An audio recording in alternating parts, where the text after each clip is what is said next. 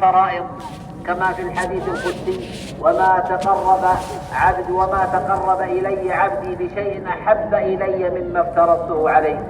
فعلى المسلم أن يحافظ على فرائض الله التي فرضها الله على عباده، وأن يتزود من النوافل والأعمال الصالحة.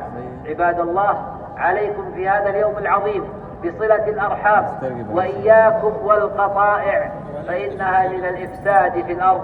قال تعالى: فهل عسيتم إن توليتم أن تفسدوا في الأرض وتقطعوا أرحامكم. وفي الحديث الصحيح قال صلى الله عليه وسلم: لا يدخل الجنة قاطع، يعني قاطع رحم.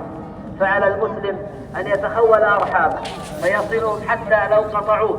فالواصل ليس بالمكافئ، ولكن الواصل من إذا قطعت الرحم وصلها، وإذا أساءت أحسن إليها. هذا الواصل الذي يصله الله في الدنيا والآخرة.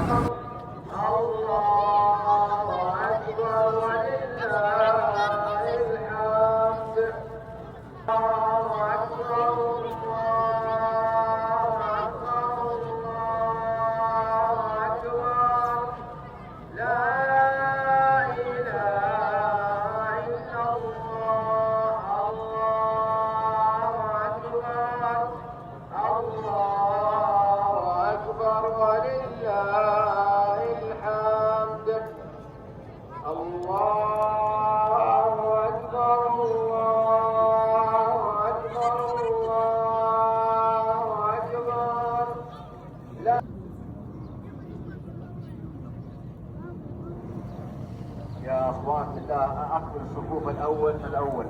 اخوانكم برا مصلى العيد، اقبل الصف الاول فالاول. الله اكبر الله